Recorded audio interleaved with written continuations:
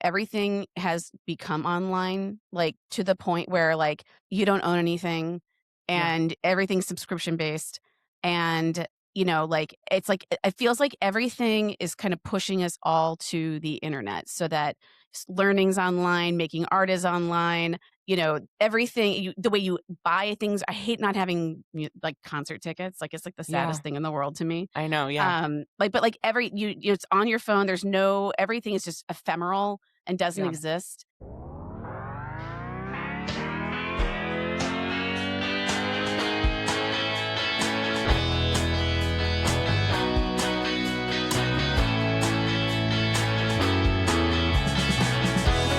My business is your business. It's all up in my lady business with me, Mary Nisi.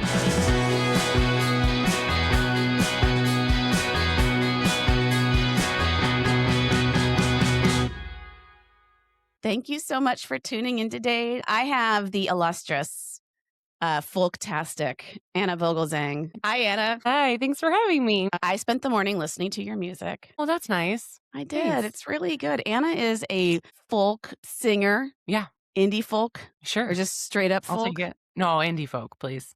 Indie folk. And she has been a musician for a very long time. Your EPs go Yeah. back very far. Oh, yeah. It's embarrassing. A lot of stuff's not on the internet anymore. And I think I'm going to go back and try to take a couple more things off the internet. Oh. Scrub them.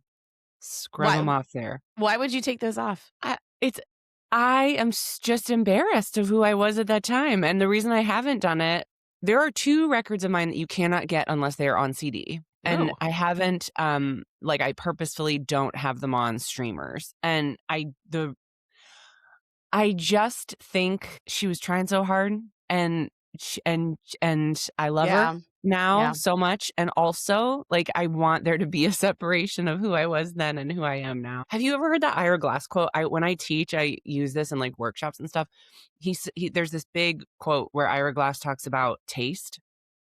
So he's like, when you start doing something creative, you have really good taste. And that's why you got into it, because you love cool stuff. But you don't. Can I curse on this? Absolutely. Okay, great. I mean, I figured, but just I almost Do you know me? You're like barely, No, but I know. I mean, of course, no. Yes, obviously I can, but it's just checking. But like you love cool shit, right? And so you want to start making your own cool shit, but there's a gap, and it takes a long time for your talent or your skill, not even talent, just like your skill set to bridge the gap to where you are making the stuff that is as good as what you like. And I think that, and when people, this is a very long quote, I'm paraphrasing all of it, but when people hit that point where they're like, oh, the thing I make is not very good, but I like this stuff that's really good, I'm just going to stop making stuff. Like, that is the point where everyone quits, because you're so frustrated and you're like, this is never going to go anywhere. What am I doing? But why am I wasting my time? Why am I wasting my life doing this thing? And if you can push through it, then eventually your skill will catch up. And all of a sudden you'll hit this like integration almost of like, oh, I feel like my music is what I'm trying to make finally 20 years later. And I think that is the reason why when I think about those old records, like I can't listen to them, and I don't.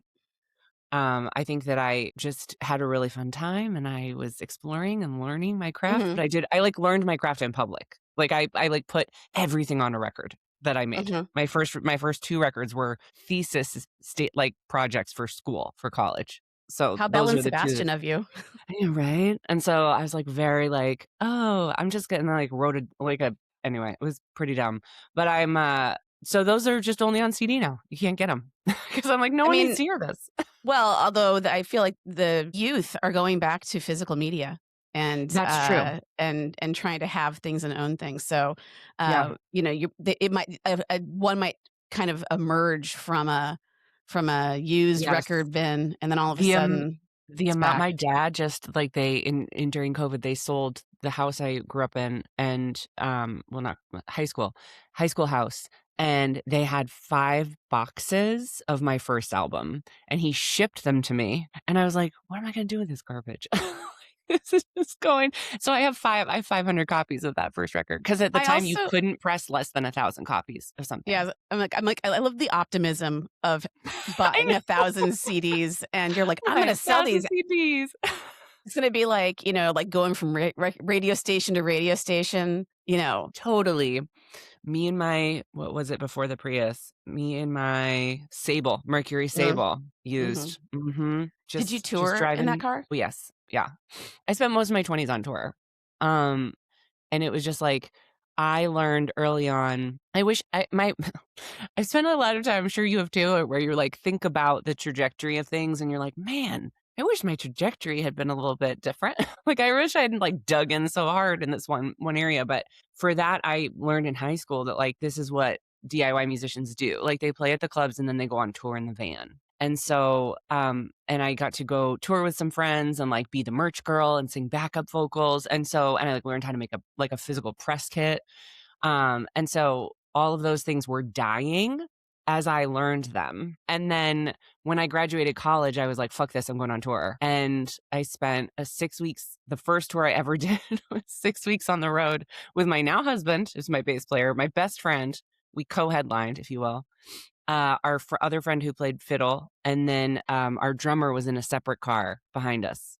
And it was like, I booked it by calling venues, looking at other people's tour schedules and calling venues and booking the shows. And my husband, who was my boyfriend at the time, was like, are you sure you want to play at a venue who's never heard your music?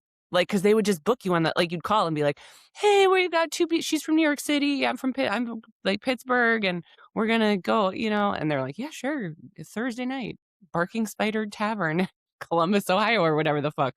And, like no one came to the gigs because no one knew who the fuck we were other than MySpace people.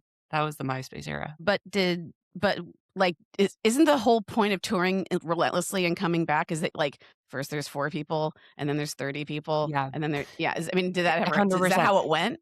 Kind of. In a couple places it worked. In a couple, what I was going to say earlier is like, I wish I hadn't focused on the whole Eastern Seaboard. And I wish I had like tried to be like regional to where I lived. Because I actually lived in Chicago for a year right out of college. And instead of being like Chicago, Madison, Minneapolis, I was like Boston, Maine, friggin' South Carolina. Like I just went everywhere. Albany. Yeah, truly. SUNY Purchase, like anywhere that would fucking book me east of the Mississippi, I went. And so there were a couple pockets, like Knoxville was a really sweet place for me. St. Louis was a really sweet place. Louisville, Charlottesville, Virginia. Like there were places that I built stuff. I always went to Portsmouth, New Hampshire because I had a bunch of friends who made music there. And some of that too just ended up being like an excuse to visit friends and play Yeah. shows with them. Yeah. And it was great. It was the perfect way to spend my 20s. It just like when I think about my career, I'm like, oh yeah, I guess that wasn't, I was really, so I can draw like 10 people in a lot of places, but like, like there are like 2 places where I can draw like 100 people, maybe three cities where I can Those draw 100 100 people places make you forget about the 10 people places. Yeah, but that's 20 years later, right? Like that, like truly, it's 2026, so it's 19 years since that tour, and I am like, yeah, I can. I mean, those are hometown. Like I lived in Madison for 8 years, and then LA, and then here, and so And did the internet always exist while you were making music, like in a yes, like distributing music kind of way? yeah. So I graduated high school in 2003, and Okay. the internet was like Napster, LimeWire, burning CDs for your friends. So it was like the internet, but like still physical. So you like Yeah. had to put the internet on a CD.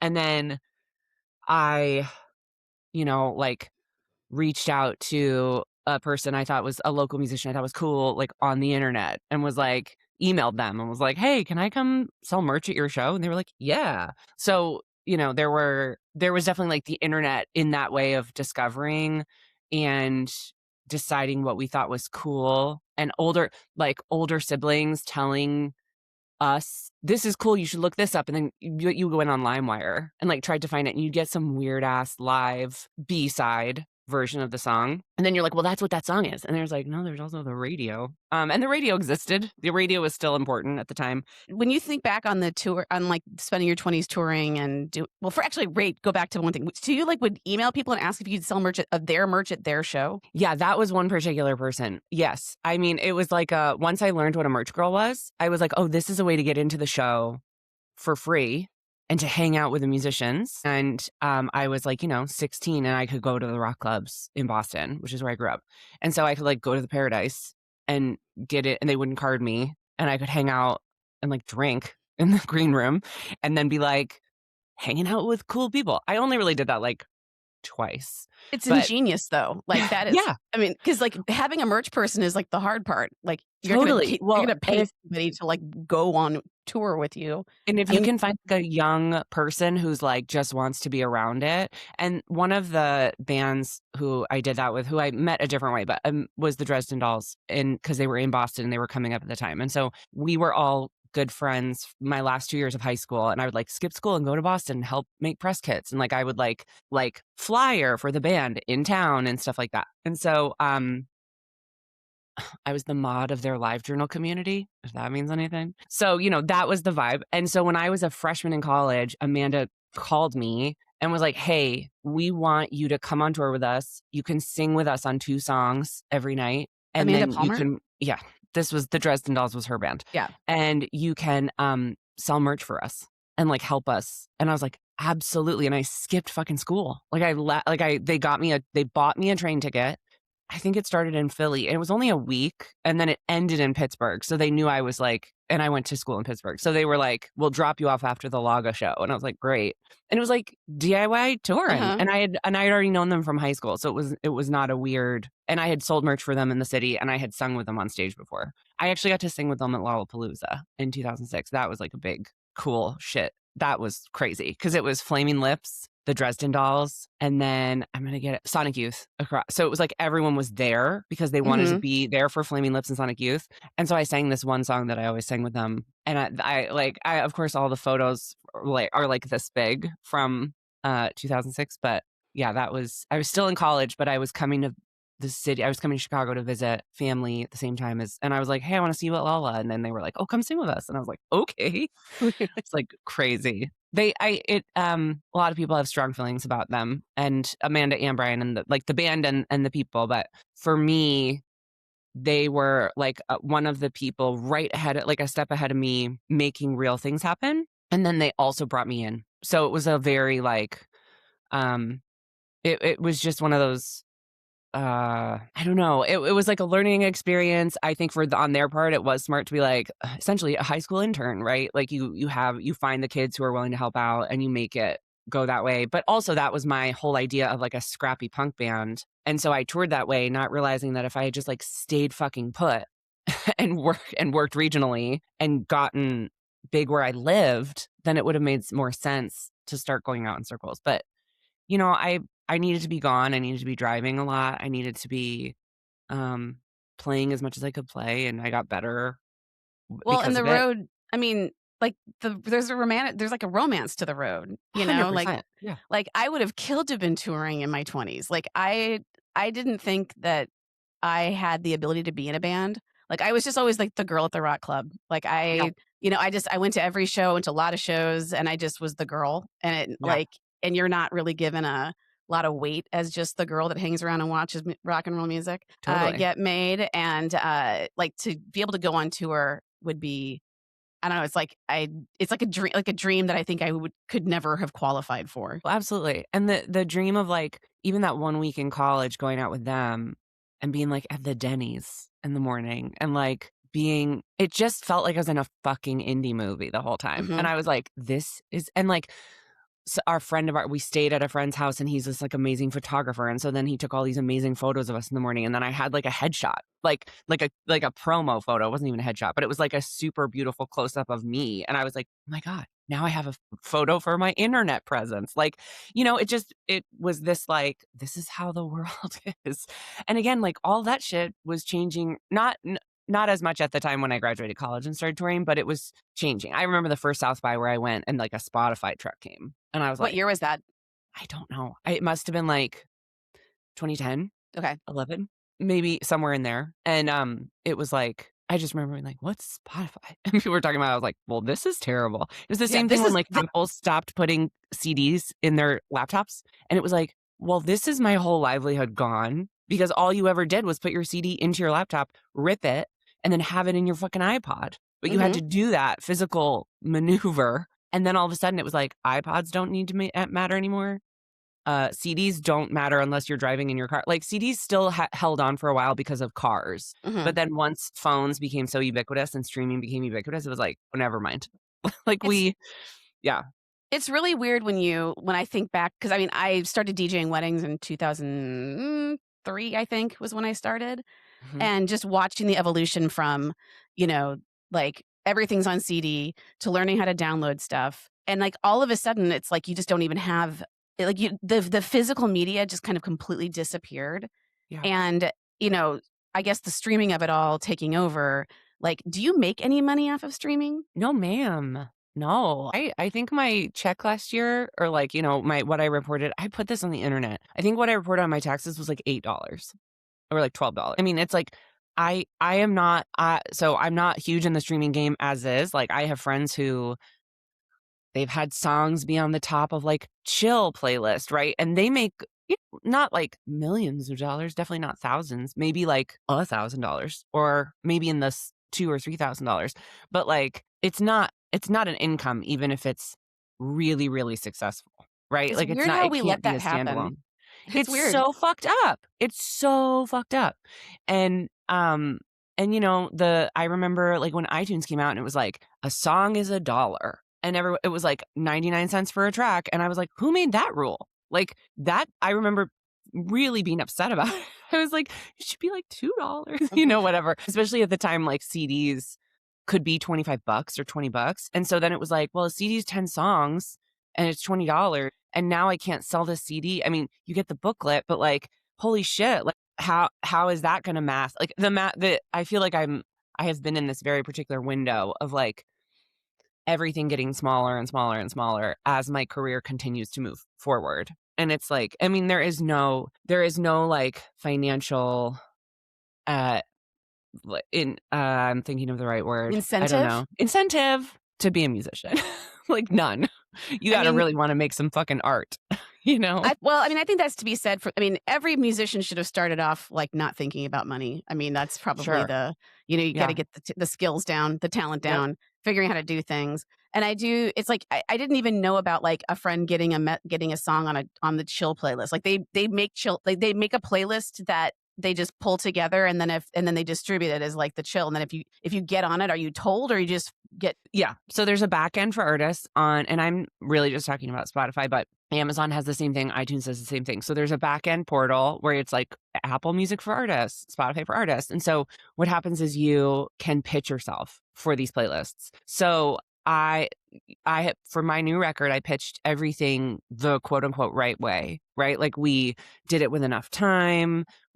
But we pitched it through the portal. There are people who work at Spotify who are real people, not robots, and they know people at distribution level. So that could be so now there are these companies that are like just digital distribution companies, not like DistroKid and CD Baby, but people who their whole goal is to get you playlisted. And I've heard people at like conferences and whatever be like, don't pay those people money. It's a scam. However, I have quite a few friends who have been on these boutique distribution rosters and they get placed. Like because their person on the roster knows who to email and says, hey, I got this kid coming up and they have this new song that'd be perfect for new folk Americana or new whatever the thing is. And so there's like best of folk, best of Americana, best of roots. There's like best of indie rock. All of those are curated playlists. A lot of them are AI now. So if it's like Big Thief Radio, that's AI, from what I can tell. I'm just guessing. yeah. But the ones that are like Spotify presents the best of Americana and it changes every week. And so if Oh. you have a single and then your thing will stay on there for a while, but they add new stuff every week. So if it's like best new folk, and I think it's called fresh folk or something like that. If your single comes out that week, they might put it on that playlist. And I don't know if they would, I've never gotten one. So I don't know if they email you, but I think I know that you can see other people have put me on their playlists and you can see that on the back end of your artist page. Cause it's like, where are your streams coming from? This public Oh. playlist, this public playlist. So but if you get put on like, so then you also have to think about the other side of that coin is the listener who only listens to like fresh folk because they want to hear the new stuff. It's essentially like listening to the radio now, right? Is like playlists. Mhm. So if you can get on or there's a freaking Anthropology and they're playing that at their store, like who knows? So if you get those plays where it's on all the time in a business, or it's something that's really widely listened to and saved onto their library, well, then you're going to get a lot more back on the dollar than if Do you're you just, see that you're on the Anthropology playlist? I don't know. But, I mean, I mean, probably. Yeah.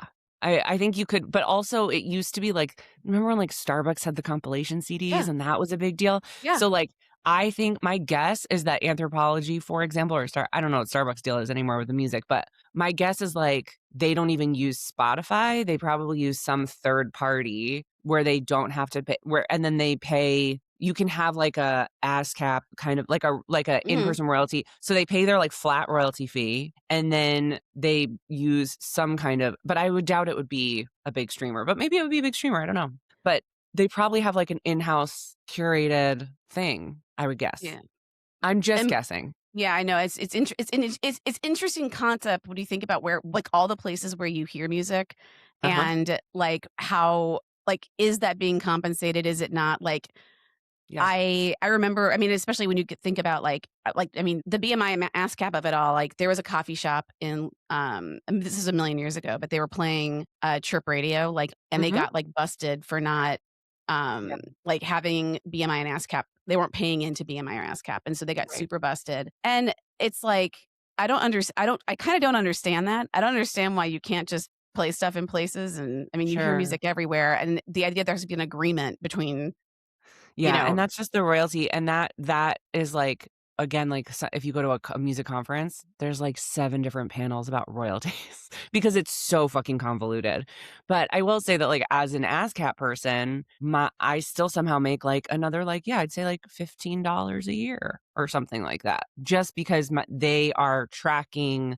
So, like, Spotify, so your distribution pays you, meaning like, whoever you use, I use DistroKid. So, like, they're the middle person between me and Spotify, Apple Music, etc. So, and for an independent user, it's great because you can just upload all your shit, all your artwork, all your lyrics, and then it pushes them out to the different platforms. So you pay them to do that. You have like a membership or whatever. So you're losing that money. And then they pay you I think it's like it's the 0.0003 cents per play or whatever. And that's not them, that's Spotify, right? Coming back. So, and then certain ones like CD Baby takes a cut of what comes in. Other people have a flat rate that doesn't have to do with it. It just depends on, or maybe I have that inversed. But anyway, there's all these distribution companies. This is like so niche and specific. No, I love it All though. It's very interesting. there's It's knowing how this works, no one knows. It just happens. Yeah, so, like, yeah, you have to submit, you have to, like, get it out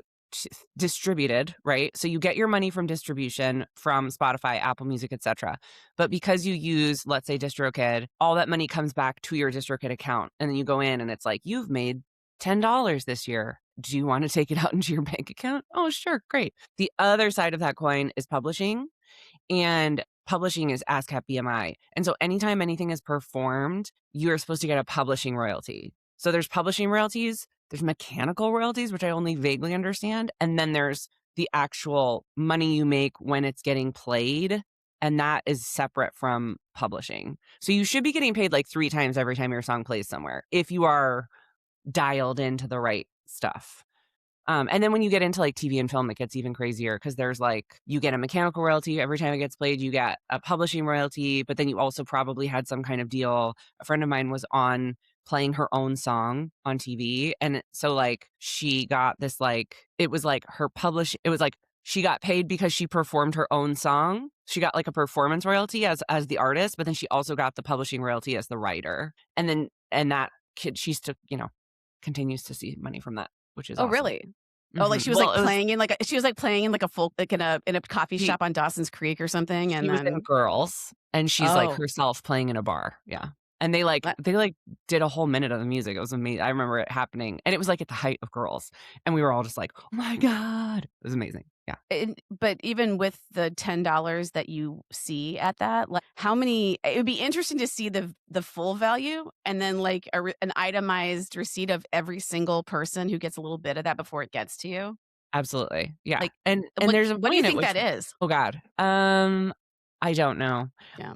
It's gotta be, if you look at the, like well, really, it's like the .003 cents or whatever from Spotify that goes to DistroKid, and then I believe DistroKid takes a percentage of that. So that's that direct line. But then you also look at, like, Spotify has to I think I don't even know who pays the money for ASCAP BMI, like, who like, I don't know. I think it's the platform.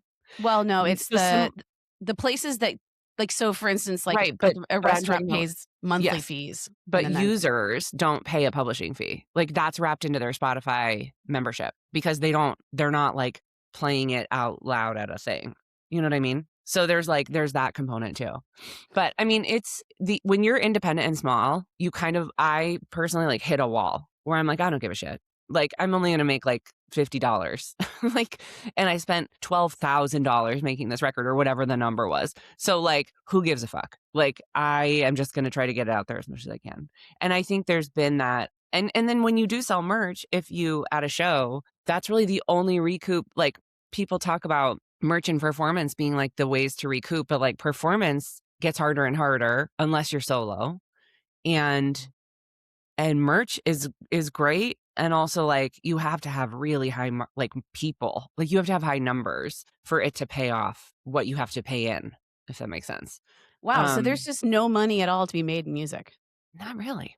I mean, I Huh. know people are doing it. And then I have friends who are doing it who are, like, on labels and they're unhappy and they're hardly making ends meet too. And they're, like, big people, you And it's know? weird because, like, I don't know, when we as a society need to turn to things for either happiness or sadness or whatever, it's always art, it's always Yeah. music or whatever. And it's weird how much we rely upon art to get us through our lives, but don't want to pay for it. Yeah, totally.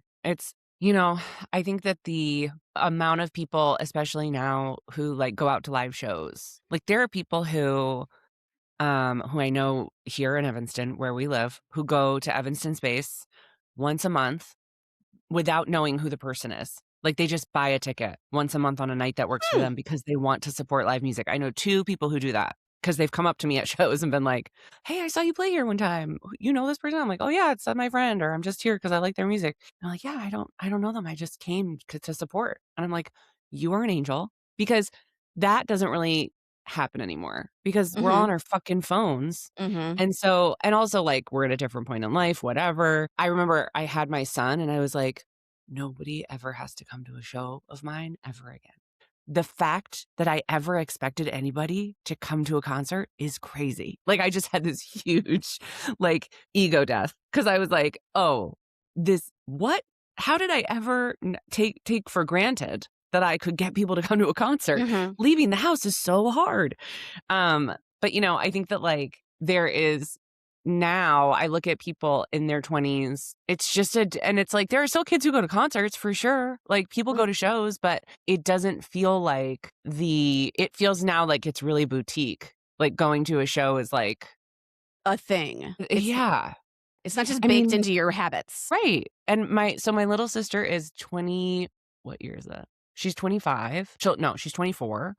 And she was here 2 summers ago visiting, so she's 22, and I was like, "Oh, hey, the weekend you're coming is Evanston Folk Festival. We'll go. I know a bunch of people playing. I'll buy you a ticket." She was like, "Oh, okay, great." And we get there and we're like walking around and like drinking our drinks and saying hi to people, and I'm like, and I forget how I asked the question, but I think I said like, "Who are you the most excited to see?" or something. And she's like, "Oh, I'm excited to see you." And I was like, "What?" I forget what I asked her, but I basically said like, "Well, the last time you went to a festival, what'd you do?" And she's like, "Oh, I've never been to a festival."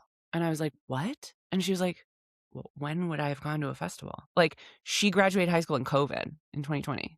And so Oh. her whole like high school career and beginning and college, like she went to a lot of kids stayed home and didn't go to college because it like was like you had the choice. She went and lived in the dorm, and by the time she graduated, it was a little more normal, but like she had just graduated that year, I think. And she just had but like, she just had never been to a fucking festival. And I Where was was like, she? she grew up in Boston, and then she went to William and Mary outside of Richmond, DC. Virginia. Yeah. Yeah, like There's Richmond, Charlottesville. Oh yeah, there were opportunities, but like also she's a different kid than I was, and it wasn't part of her. Kate, I love you if you're listening to this. I'm yeah. not trying to throw you under the bus, but like that was she fucking loves music. She is like I have 3 younger sisters and they're all in their 20s, and I ask them all the time for like I'm like what's cool? Like send me some playlists. But, she's like who introduced me to like Noah Khan. She like goes to concerts. Like she went to a Chaperone concert last summer, like and by herself. And she will go to this kind of like stadium shows, but she had never been to a festival. And she doesn't go to like small venue shows, like the kind of thing I play. And that I think is different. I think there are like the youth, capital Y, who go to like the Allstate Arena. And Mhm. then I think there's like the youth who go to the Empty Bottle Mhm. or the Hideout or Shuba's or whatever it is. And like, like she's just not one of those kids. She's a kid who goes to like big shows. But I just couldn't. I was like, holy shit! And then she like got mad at me for judging her. And then When you think about how much I got out of, I mean, it's weird to think that that isn't happening, but the other thing right, is it was like $7 to get in. 100%. Like, it used to be max $12 to get into a show, and if it was $12, it was like, it better fucking be good. It better be Yeah. fucking super chunk if I'm paying $12 for a band. Totally, and, like, those shows, it's like, that was where the social happened. That was how you socialized with people. It was like you went to shows and hung out at the bar, and then you stopped and watched the rock show, and then you went back to the bar. Like, now it's like and also, like, God bless them, you have a lot of kids who don't drink and, like, who Mhm. don't wanna go out and drink, so it's like, they don't need to go to a bar. They wanna go to, like, a friend's house and stream a movie. Oh. And I'm sure that, like, there is, like, the same conversation around fucking movie theaters and, like, entertainment that way, and I'm sure, like, it's just, like I don't wanna sound like, "Get off my lawn," like, at all, Mhm. like, I just think that, like, things have changed a lot, and not only have, like, we moved away from that, um, kind of, like, the live show as the social center, but also just, like, everything is accessible all the time on the phone, Mhm. and Mhm. so there's just it's a different generation of kids Yeah. coming up now, and so then you're just like, "Okay, like, what's gonna happen to rock music? I don't know." Well, I mean, I have to put some faith into the kids that are going towards the, hard mediums, but I do one of the things I think about, this is a left turn, is just how everything has become online, like, to the point where, like, you don't own anything Yeah. and everything's subscription based, and, like, it's like it feels like everything is kind of pushing us all to the internet so that learning's online, making art is online, everything the way you buy things. I hate not having like concert tickets. Like, it's like the Yeah. saddest thing in the world to me. I know, yeah.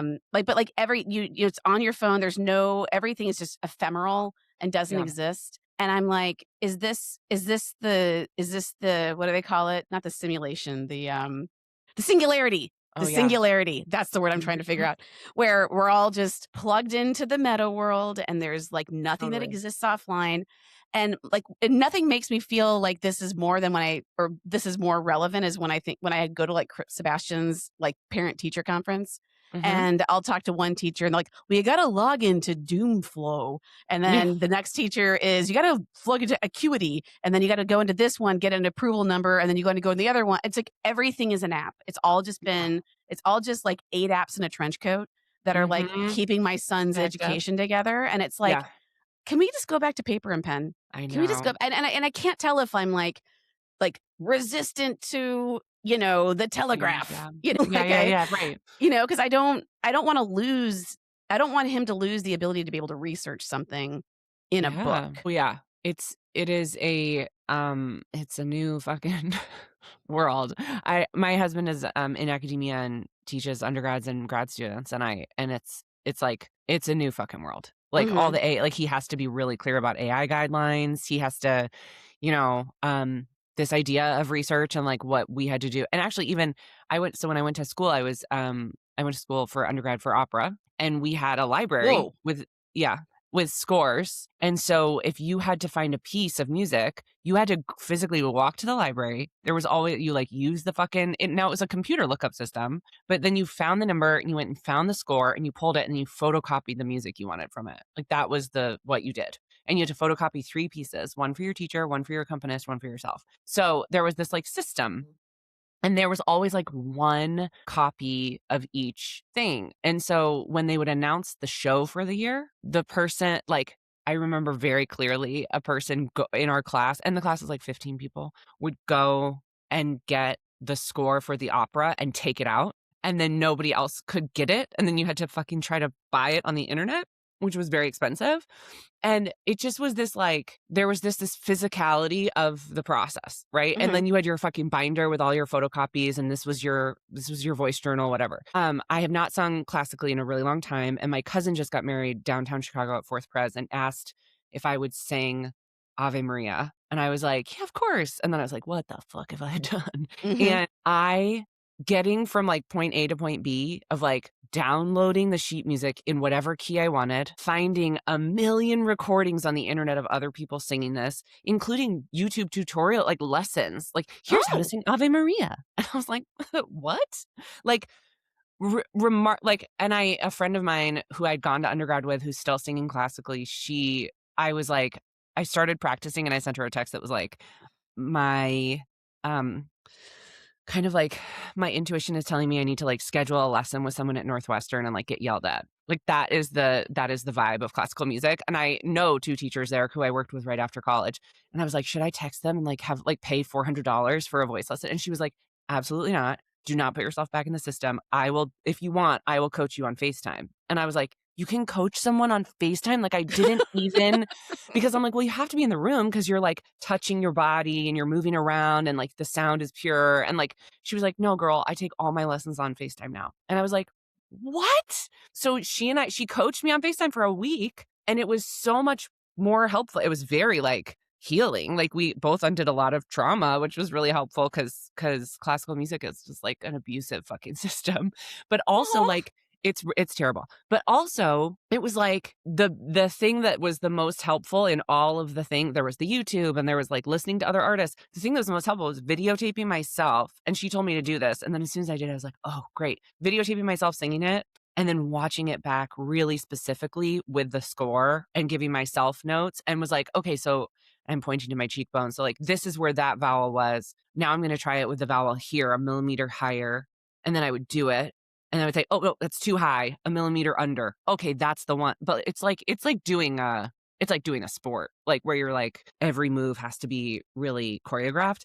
But it was so much fucking work. But usually, like all of those tools did not exist when I was in school. So the fact that like I was like, this is amazing, like coming back to it and like, wow, the internet has made everything so much easier. Well, and And it makes you think, like, what was I even like, how much of your process was removed by the convenience? What are they learning if they didn't have to do all that? Like, was the act of right. photocopying 3 copies, was that part of the, like, memorization process that you didn't even realize? Or Sure, exactly. Yeah, I feel absolutely. like Absolutely. And then like also like finding other things in the score book you're looking at, like, oh, I'm gonna get this art song she told me to get. And then, oh, what's that? Oh, I can, oh, well, mhm. maybe I'll take this too. And then, just like finding shit, like looking in a book and being nicely surprised by something, What did you do it already?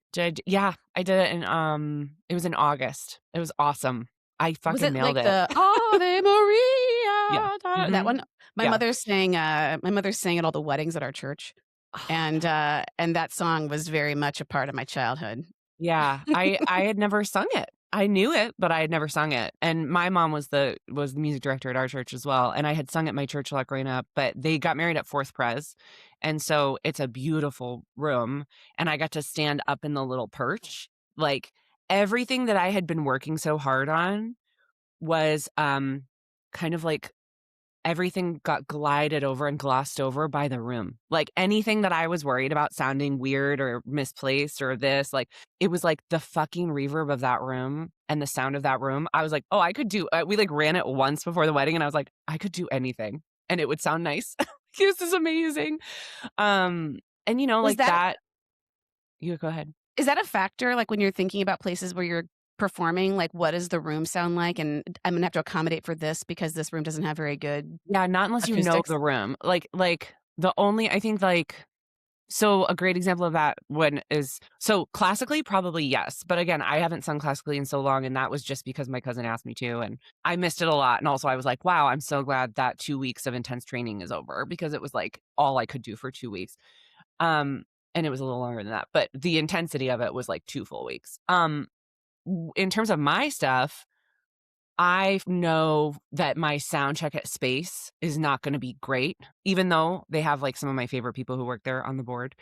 Um, but I know that it'll sound great once the room is full Mhm. because it's a big brick room, and every time we sound check, especially if I have, like, a band with drums, I'm like, "Oh, fuck. This is gonna be fucking terrible." And, like, my friend Jonas is a sound person there, and he also, like, does front of house with people on tour, and he's like, "Who if I could hire somebody to bring on tour, I would hire Jonas. He's incredible. It always sounds great." And and still, I'd be like I'm like, "So it's not him, because sometimes you go to a venue where you've never played, and you're like, "Well, this sound guy must be terrible," or Mhm. whatever. And I'm like, "It's not him. It just has to be this," and, like, you're playing, like, boomy drums to an empty fucking room full of brick. It's not something that you can, like in my experience, it's not something I think about ahead of time where I'm like, "I'm gonna sing this way so that it's not that," but it's like it's actually a kind of, like, relief to be like, "Oh, right, remember, when I sound check at Space, it's gonna sound like shit. And then when the room is full, it's gonna sound so great. It's gonna Mhm. sound awesome. I just have to, like, have faith." And then we get on stage and I'm like, "Oh, this is fine." But, like, everything I was worried about was terrible. So I really wanna go back to how you got into opera.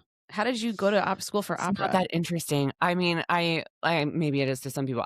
My mom sang opera when I was growing up, so she went to school for classical voice. And that's another way to say classical voice, right? Opera, it's just like the the art form that is classical voice. So she did her undergrad for classical voice, and then she did a master's, and she was a music teacher my whole growing up. So she was the music teacher at my middle school. That was interesting. She always had, like, 4 jobs. She was also the music director at our school. She taught at New England Conservatory on the weekends for, like, a high school extension. She was a chorister in the Boston Lyric Opera, which is its Mm. own, like, year-long job. So but you're essentially a chorister, so you're in the chorus of so you're in, like, 2 scenes of the whole show, but you would have, like, evening rehearsals, and then my grandparents would always take us for, like, the matinee of whatever the show was, because the show will run for, like, 2 or 3 weeks. So they would take us to see, like, a Sunday matinee after church, and it was always like, "Where's mom?" "Oh, there she is in the back, cool."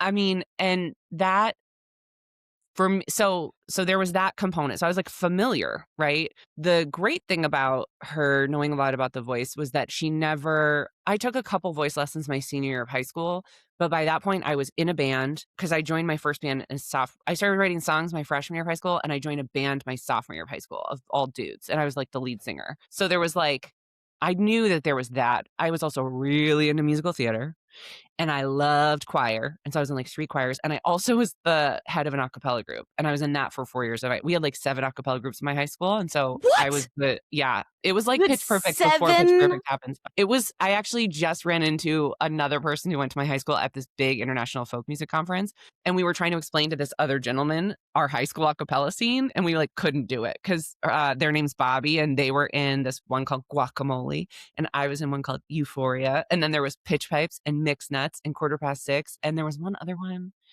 that I can't remember, and we were, like, talking through all these things, and this guy was like, "Is that normal in Massachusetts?" And we were like, "I don't know." Our school just was very I went to public school, but it was just a very, like, Y arts-friendly, driven school. what, was So this pre or post Glee? way pre. Okay. Glee was, when I was out of college. So it was like and I was like, "Fuck yeah, this is awesome." Yeah.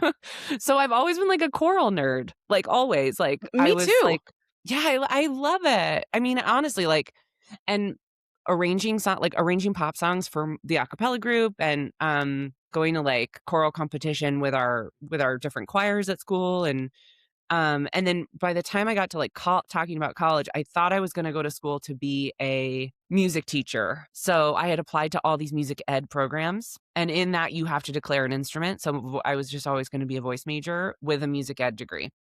And and then so I applied to all these places. My senior year is when I really started hanging out in the city and like doing all of this stuff with the Dresden Dolls. And I just started to be, and my band like played there was a high school version of the Battle of the Bands for the local radio station, that the adult version, the Dresden Dolls won that year. So it was like Mm. BCN Battle of the Rock Bands. The Dolls won, and that was like everyone knew they were going to, and they were like and then they got signed that year. And then our high school band like won our version, or actually, I don't know if we won. We tied with another band What were who you called? we were called Random Robot. Yeah. And they had the name before I joined. And they had like tried a bunch of singers. It was like 3 boys. And then the first practice I ever went to, I got there and I like we just like sang some song, and they were like, "You were in tune the whole time." And I was like, "Yeah, bro." And they were like, You're in." I'm like, "Great." And we like wrote songs. I mean, it was actually great. It was a really great experience for like collaborative writing for me. Cause I had always like written songs on my guitar by myself or the piano. And so that was really fun. But anyway, that was in the mix. Like there were all of these different things. So by the time I like applied being like, I'm going to go to school for music ed. And by the time I actually decided to go to college, I didn't really want to do that anymore. Like there had been this like, actually, I just want to do this. Like, I just want to make my own Mhm. music or be in a band or like go on tour or whatever. But I was from a family of like, you go to college, and I also wanted, I mean, I definitely wanted to like learn more about how to sing or how to sing better or whatever. And I just like loved doing it. I was like, this is what I'll do. And I went, and then the experience was very different than what I expected. I was like the queer girl with pink hair who like didn't know. My friend who FaceTime coached me just this year, my friend Christine, had to like bring me to an H&M and like help me buy clothes for a voice seminar, because she was like, you cannot wear, like there was this whole world where I was like, I'm just going to wear these like Mary Jane platforms and this like mini skirt. And she was like, no, girl, you gotta, like you cannot look like this Yeah, at voice seminar. you're not the change that's coming to classical music. You No, have to no. She was conform or like, "You gotta die. get this together." And so it was a couple years of like really fucking terrible shit. And I technically I designed my own major at the school, because my teacher was like, she told me later she tried to push me out of the program twice, and that the head of the school of music wouldn't let her do it. But it was a conservatory, so it's like it's classical. I mean, and it was Carnegie Mellon University, and at CMU they talk about it on par with Juilliard. It's Yeah. like it's just real fancy shit. And I was really trying to like, I really just wanted to sing. I don't know. And I think back to that, I'm like, God, did I ever even like I mean, I chose to go there. It was the best school I got into. I was excited about it. But I also was like, now I'm like, well, thank God. Like of course it all worked out really weirdly and wonderfully. But at the time it's like, why did I stay in this program that was like so hard and miserable? But I ended up, Were your grades good? Like, did you learn my stuff? grades were okay. It was the only time in my life, I've always been like an A student. It was the only time I got a D and 2 Ds, and I almost failed out my first semester. The other thing is like they sign you up ahead of time for like you don't pick your classes like in college. You like have a schedule given to you, and it's like all of these. So like I got a D in music theory and I got a D in solfege, which is sight singing, my first semester. And by the end of my second year of solfege, I was getting A's, because but I like had never worked so hard to get better at something. And then I just really coasted through harmony, and I like music theory, and I like never should have. I should have been made to retake that class I 3 mean, it's times. kind of like the chasm of taste, right? That Ira Yep. Glass that we started Mhm. out this conversation with, where Mhm. like you thought you had this, and all you needed was a little refining, and Yeah. then you get in there, and you're like, wait a minute, this is way harder. Oh, yeah. And you kind of like I was just at a conference this week, and we were talking about how like when you start a business, which is not unlike starting a band or Mhm. whatever, I would imagine, is like, you have an idea and you know what you're doing. The moxie can fuel you for so long, Yeah. and the grit can just get you by. And then you hit a point where you're like, I know everything that like I've perfected everything I know. I still like this, but all this other stuff is hard. And you have to kind of like push through the shitty hard part to get to like, getting Totally. better or Well, and whatever. I think what I realized at the end of that leg, and I just had this conversation with my dad, he was visiting a couple of weeks ago, and he was saying that after my senior recital, my voice teacher pulled him aside and was like, you have to get Anna to go to grad school. And he was like, good luck, 'cause at that point I had made as part of my major, which was in the recording, what do they call it? Engineering, recording sciences department, whatever. I had made 2 records because I had created this major called creative music production. So it was like music production and voice and creative writing and guitar and like all this other stuff. So I got to like just basically choose the classes I wanted to take and then I synthesized them by making records. And so I was already like, "I'm fucking out of here. Like, I'm finishing this and I am, like, going on tour and fuck all y'all." Mhm. He was like, "Schnoo," because until I was, like, a junior, later in my junior year, she didn't think I had it, and then all of a sudden, it kinda clicked for me classically, and all of a sudden, she was like, "You do have it," and I had other teachers tell me later, I can see why your teacher was so frustrated with you because so many kids come in here who really, really want it and they don't have it, and you really have it and you don't want it. And I was like, "Yeah, I don't." Because for me, it's same as like going to see my mom in the opera. The coolest thing about seeing my mom in the opera was seeing my mom. I love certain classical music and I love listening to certain classical music, but I don't love the medium so much that I could commit my life to like Mm. this fucking like slog of and hustle of Oh, there's like 5 it's roles that everybody's vying for. exactly. There are so many things around it that are, like, so fucking difficult, even more so than being in indie music, like, whatever, like, it has its own set of really difficult stuff, and I think that the only thing I've really felt like I've wanted to stick with in my life has been my own shit, which has been some arm of self-expression, right? Because I like classical music, I mean, and as I told you, and you were like, "That's why you're sick," is because I teach, top music. I do like Mhm. a parent and me class, and then I teach at a preschool 1 day a week music classes. And, my dad is like the CEO is like, "You gotta make that in that's where the money is. You gotta start your own company and you gotta," and he's not wrong. Like, parents will spend endless amounts of money on their kids. And I he's like, did. "If you" Yeah, still doing it. Hi, absolutely. And so I'm like, totally, like, he's like, "You go, you do birthday parties, you do this thing, you do this," and I'm like, "Stop.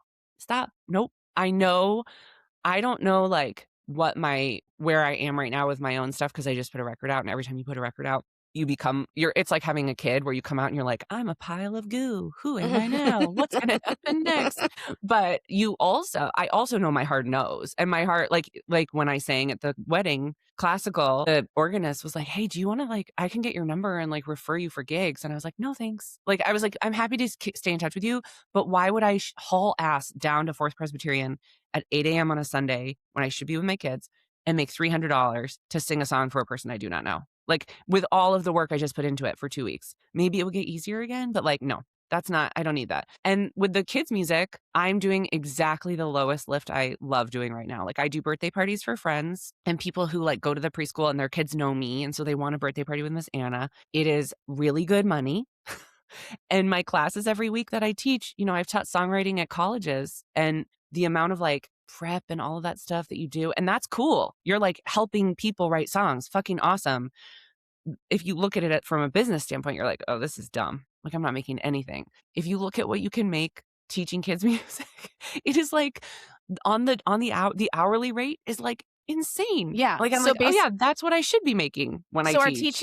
are teaching children's classes like DJing weddings? Is that what it Yes. is? So It's my the teaching kids classes is your DJing weddings. Yeah. Absolutely. Where it's like I will make a good amount of money at a birthday party. I will go in and teach the classes where I'm thoughtful about it. I do curriculum meetings with my other staff members. I'm good at it. I'm like it's a thing that I have a gift for. I also love babies. So it's like awesome. I get to be around I had a class last week where one little babe, she's probably like 14 months old, was like having a bad day and she wanted me to hold her the whole class. Me. And I was like, "Yes." And she looks like my daughter who's now 5. So I was like it was like holding my daughter, but not my daughter. And I was just like this gushy little 14-month-old who's like so happy. And I was like, "Yes, this is filling the need." You, like, And almost had a also letdown. oh, yeah. Oh, yeah. Yeah. I was like, "Oh my god, this is awesome." And also it's like, "Not mine. Here you go. Take her back. Mhm. Bye. See you later." Yeah, Um, on the same note, I like to say, I like OPP, other people's puppies, but I don't wanna have one yes, but myself. I don't want my own dog. Yes, Wait, do you do your own 100%. songs when you're at music class, or are you playing, like, Sometimes. the Muffin I have a Man? couple no, it's both. I have a couple that are mine. One song called Fuzzy Bunny that I wrote with a preschool in Madison, like, 10 years ago. And then, really there's a couple of, like, takes on songs that I do. So, like, I just rewrote "Hey, good looking, what you got cooking?" I rewrote, like, a verse and a B section for that because we're doing a food session right now. So I made it about jumping, like, and, like, wiggling and dancing. So it's, Aw. like, easy and fun.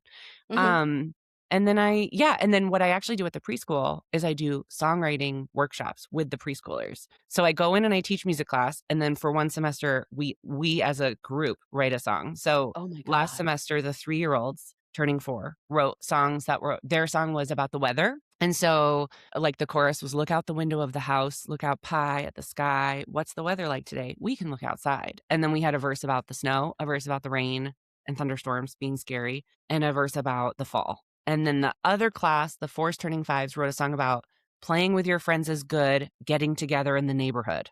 That was the hook. So good. They wrote it.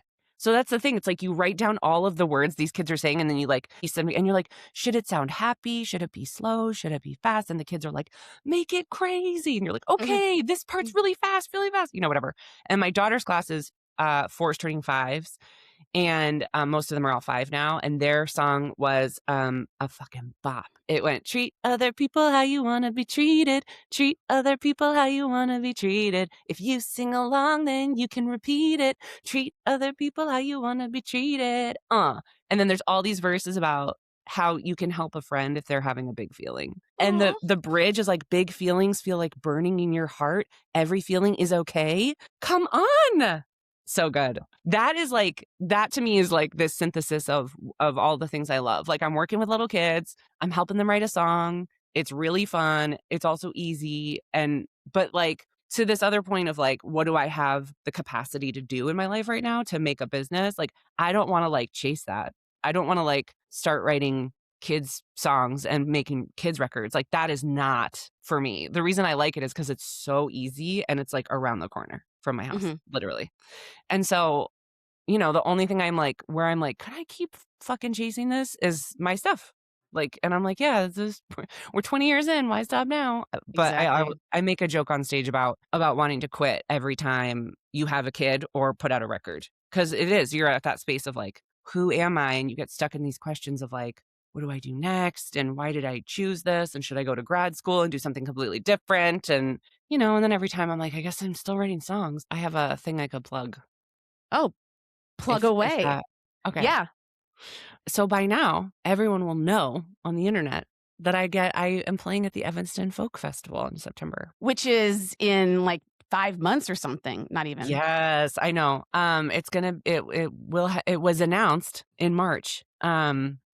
But it feels like a really, that's I don't know. It feels I'm so excited and proud, and like, it feels, especially to be part of the community and be invited, and then also it's such a national, like, it's becoming this is only their 3rd year, and they're doing really cool shit out in the Mhm. world. And it's becoming like a festival that people really wanna come to, and it's just I think they're just gonna keep gaining momentum, and so, I'm just really excited to be That's that's like amazing. my next big show. Yeah, I've got shows before then, but that's like I'm super stoked. And I get to play at the Um lagoon stage, which is like where all the ducks are. Oh, uh-huh, It's really uh-huh. pretty. I'm excited. Yeah. Are you gonna try to have a new album out by then? Heck no. Okay. I'm gonna I'm gonna ride Afterglow like as long as I can ride it. I think like I mean, I was actually a friend of mine who's a label person. She was like, "Oh yeah, we try to get a full 2 years out of something. Like, you can squeeze it for 2 years, especially if you put out like a deluxe edition, like a year and a Mhm. half later, or like a Oh, live version, things like that. Like, where I'm squeezing it for everything it is, because it's gonna take me a while to get back on the horse of yeah. making another one, I bet for it's sure." just, like, vomiting your feelings and, like, you just feel like you had, like, a colonoscopy of emotions. Yeah, pretty much. That's pretty much it. Yeah. Just like that Um, every Friday. I just vomit them out. to children? No, I'm part of a song game where I have a song due every Friday, with other artists. A friend of mine, he sends us a prompt once a week. That's how I made my last record. So I had like, 200 songs or something from this like 3-year period, and then we went through and like picked the 12. Actually, I think it's Wow. 11 songs. Mhm. What an Yeah. incredible process. Yeah, it's wild. And like, when you write a song a week, a lot of it's garbage, and that's Mhm, okay. I like believe in the, like, if it's coming out and you think it's garbage, lean into the garbage, because maybe mhm. next week will be something good. and Like, then you you're had to done. get that out in order to get Yeah, the yeah. non-garbage into the, Non-garbage real ether. songs. Yeah, Well, I'm I so would glad really that you agree with that. gave me an hour of your time, Oh my gosh, thank you to so much for learn. having me. I'm just thrilled to be here. Thank you. How can people find you other than at the Evanston Folk Festival in September? The best way to find me is to go to theanna.com, which is TheAnna.com, which has been my website since 2003. That's great. Because my last name, while I think it's easy, some people struggle with, it's Vogelzang. So you can Google me or just go to my website. And then it has all the links to all the stuff, the shows and the Patreon and the Spotify and the Bandcamp and the everything else. The But not merch. the first 2 CDs, though. No, that you're just gonna have to like track me down and I will maybe send them to you in the mail, but probably Make not. make an alert on Discogs and see Yeah. if, somebody tries to sell it. 100%. Yeah. Oh, I think there Um are like versions for sale on eBay, which is what gets me. I'm like, does Aw. anyone know that I have hundreds of these? It's all Yeah, right. like, it's barely a collector's item. Well, thank you so much, Anna, Thanks and, for having me. yeah, See you soon. see you soon. Thanks for listening to All Up in My Lady Business with me, Mary Nisi. We'd love for you to like, review, subscribe, follow us at All Up in My Lady Business on the gram. And if you're a female identifying person and you want to dance, you can follow. I mean, everybody can follow it, but if you want to be a part of the magic at Hot Flash Dance Party, sign up for the mailing list to find out where our next party is going to be. And if you are looking for a DJ in the Chicagoland area or anywhere else, money's the same color everywhere. Fly us out. ToastandJamDJs.com has the best. And listen to my radio show. I have a radio show on Chirp Radio at chirpradio.org. That's Mondays, every Monday from 12 until 3 p.m. CST. Today's episode is produced by Shiraz Dada. Theme song composed and performed by, you guessed it, Shiraz Dada. All right, guys. Peace out.